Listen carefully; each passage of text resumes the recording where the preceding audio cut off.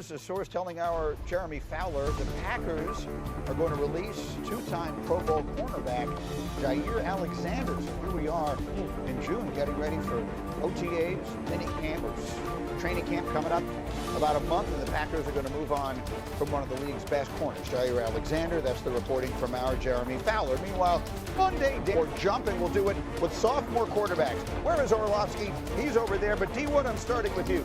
Jayden Daniels just had the greatest rookie season any quarterback ever had. Will he have a sophomore slump or jump? It's crazy, with the year he had. I want to go jump, man. I just think, the second year in the same system under Cliff Kingsbury. He's going to be in he's going to be in play, I can tell you that. With added protection along the offensive line, yeah, he's going to have a jump. He could have been in that conversation last year. Peter, Drake May in New England, sophomore slump or jump? Can we do sophomore giant leap? I think he's going to be so much better this year. He was so good last year. He was a Pro Bowl quarterback with nothing around him, and now you get Josh McDaniels calling the plays, one of the best quarterback gurus there is in the game, and Mike Vrabel, a real professional coach, to help on the defensive side as well. And then, Danny, let's go back to the number one pick of a year ago. Caleb Williams, slump or jump? Jump. He has to. If he doesn't jump, there will be widespread panic in all of Chicago. He gets the number one offensive line in the NFL over the last decade at coordinator-wise in Ben Johnson. It's a much improved offensive line. They've got plethora of weapons on the perimeter. He has to take a big jump under Ben Johnson. All of those things they added leaded you to tell me what in our meeting this morning? Oh, I don't think there's a quarterback in the NFL under more pressure than Caleb Williams. The expectations are remarkably high. Ben Johnson, imagine like what Sean McVay was for Jared Goff when he went there, or what Mike McDaniel was for Tua when he went there. You can make the case that Caleb's more physically talented than those two guys, and so this is an offensive line that's going to be much improved. They've got guys to throw the football to by the dozens, it feels like, and a scheme that gets every quarterback to play well. Under Ben Johnson in Detroit, they scored 177 touchdowns, punted 154 times. Okay, so like the expectations should be exponentially high, and Caleb has to be there. You're buying pressure, Peter Schrager, the most pressure of any quarterback in the NFL.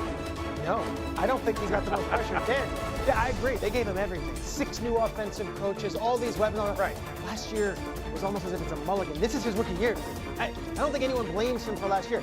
I look at J.J. McCarthy in Minnesota, who's stepping into a 14-3 team that was a game away from winning the division, have the number 1 seed, and they're saying, well, J.J. McCarthy, you're great. We saw it in college when you hand the ball off a bunch of times. Take the reins and go. Here's my pushback to that. One was the number 1 pick. One is an organization, a city, a football team and fan base that has never had the quarterback that they wanted. I think Minnesota is the easiest place to play quarterback in the NFL this year. I fully expect J.J. McCarthy to throw for 30 touchdowns and 4,000 yards. In Chicago, because, again, the conversation or the noise around Caleb, some of it to his own, of saying, I didn't want to go there initially. Now everybody's going to go, you have no excuses anymore. Like, we got the offensive line. You have to go throw for 4,000 yards. You have to be one of the reasons why we are contending for the playoffs. See, when those two play each other on the opening Monday night of the season, it'll be Minnesota at Chicago, our first Monday night game, J.J. McCarthy's first game, and Caleb Williams' first game of the rest of his life. And if you look at the Bears' schedule, the Fink loves to make the point of the schedule. Their early schedule is very tough for Chicago. But what do you think? Those two young quarterbacks, which one you putting the heat on? Which one do you believe in? I believe in J.J. McCarthy. Because I love the infrastructure around him. You got Kevin O'Connell. I mean, name a better. Offensive line, weapons, defense. It's already made for him there. I know he hasn't played a regular season snap, but stepping into that system, give me J.J. Let me tell you the difference in the situations. J.J. in the situation with Kevin O'Connell, not only the infrastructure, how he plays football, a rhythm and timing-centric quarterback is perfect. Caleb in Chicago has to do under Ben Johnson something he's never done. Play on time, play on rhythm. And if the way it works is Ben Johnson will demand the scheme, the play call, that's the star, not you. That's the start. And so on second down, since you were the worst third down quarterback in the NFL last year, and we were the worst in Chicago offense on third down, on second down, when I call this play, I want the ball in your hands. And what do you know this? Not just because I want the ball in your hands, I'm giving the offensive line a break. I'm getting that guy who hasn't touched the ball in 6 snaps a touch. I'm giving the defense a look. I'm getting ourselves set up for the second down play call that I want. So Caleb will do that. And again, he hasn't done it, and it takes hundreds, if not thousands of reps to master. If he'll do that, the jump will happen. If he won't, we got problems. Quick final word. Sam Darnold, 14 wins, out the door. Daniel Jones, out the door. You're telling me a guy who has never taken a regular season snap and has no pressure on him walking into a 14-win team. I am a little bit allowed to say there could be some concern that they let some really good talent walk out. Are you not a believer in Jaire? I want to see it first. Hold this. We're coming back to it, I promise. We will have much more on that conversation as we can place getting started. And we just kicked around J.J. McCarthy.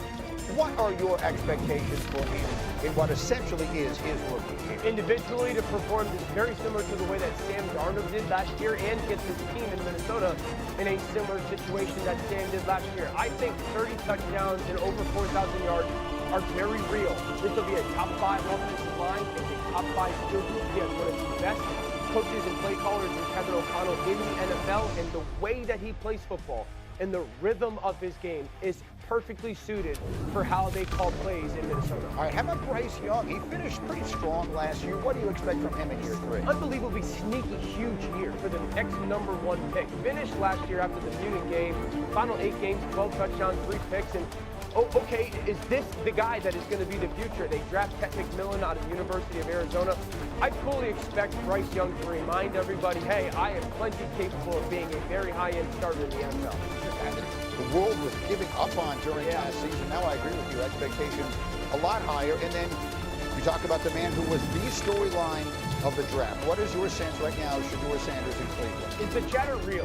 And that's my question. And can you make Cleveland and Andrew Berry, the GM, and Kevin Stefanski, head coach, say, why not? We've heard a lot of reports from a lot of different people. Man, Shedeur looks really good at this OTA or really good at that OTA, or he's commanding the offense. And now you're going into minicamp. Can Shedeur continue that positive chatter if it's real and get that organization to sit back and say, you know what, why not? Why not see what he has this year?